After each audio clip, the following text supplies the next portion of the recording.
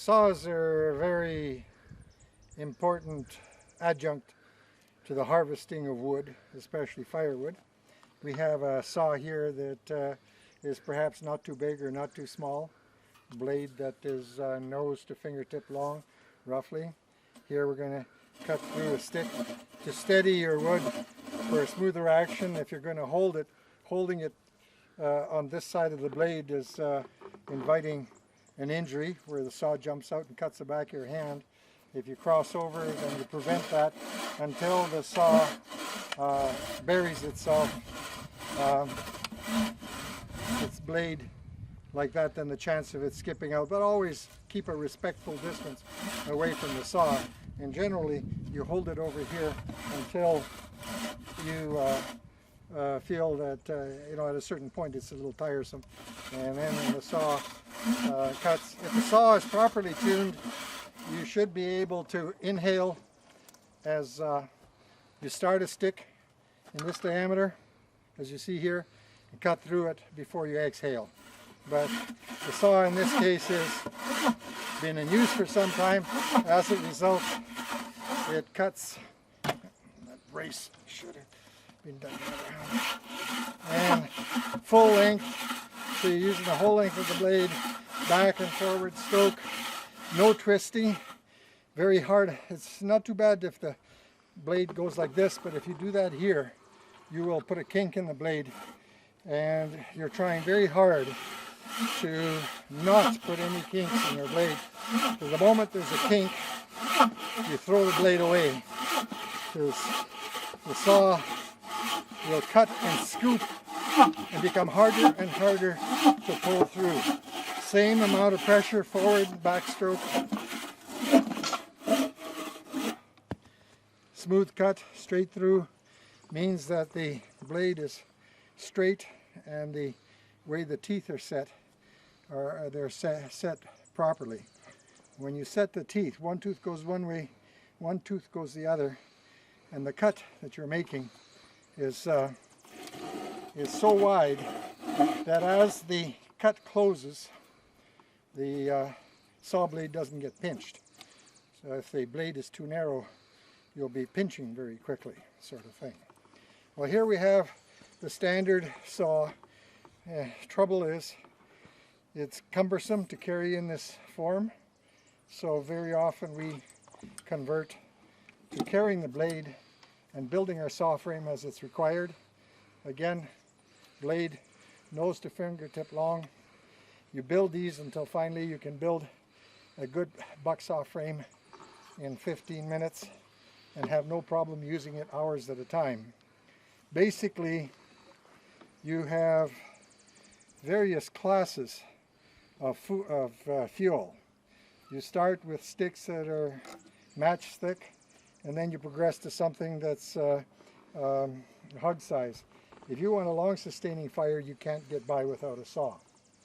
Other saws we look at here is the saw that is less cumbersome, and if you look closely you will see the teeth look very much like the teeth on a saw, but it's in a carpenter form, and the advantage of this particular saw is that it can be used for cutting snow blocks in igloo construction. You might have to tinker with this type of blade to make sure the set and the way the teeth are sharpened would be to your satisfaction, so that you can pretty well do the same cutting you just saw happening there.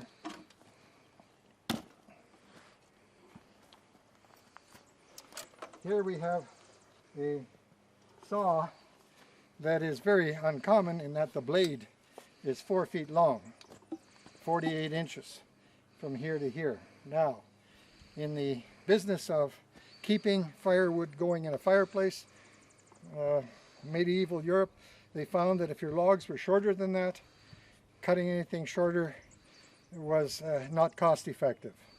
And so the fireplaces were built to accommodate at least a 4-foot log, and that's where the cord will come for that particular width of pieces of wood that are 4 feet long, and the pile is 8 feet and 4 feet high, 4 feet wide, 8 feet long, and that's called a cord. In the situation with a chainsaw, you can cut the sticks shorter, so it's called a face cord, but this is the industrial size chainsaw. A person who wields a saw like this is a pretty muscular, fit person, and I'd say that, like the big axe, the big saw is going to get you more work done for the least amount of effort. Another version of the saw that is handy for people who are into survival is the folding saw, if it's the right dimension and if it doesn't take too long to fold. Some saw blades are cumbersome to fold.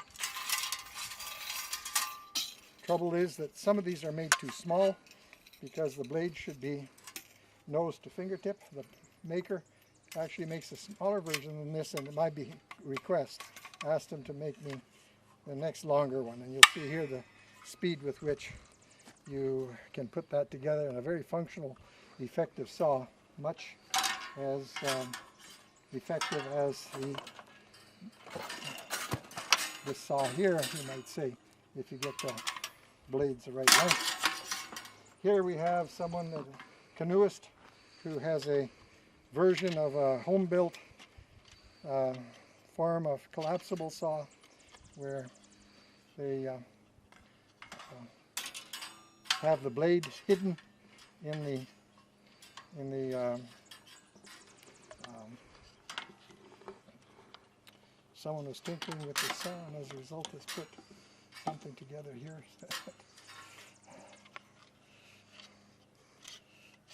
I guess the knot, some strange knot someone's put in, doesn't look familiar with me. Some of my acquaintances were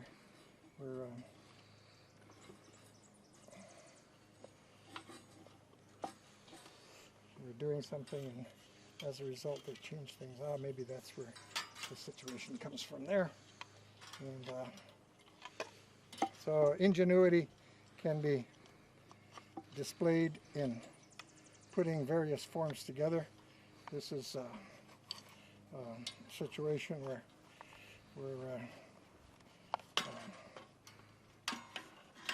you can see that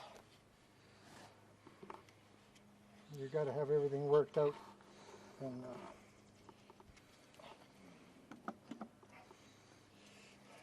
you have the similar configuration of tensioning by twisting the cord like we do with the collapsible saw.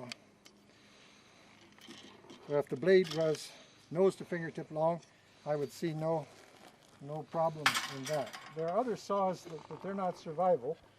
Here is a recently acquired saw, very inexpensive, for crafting. Now a crafting tool might build you the big thing. You might have a small saw. This is recently on the market. This has been around from the earliest days that I have been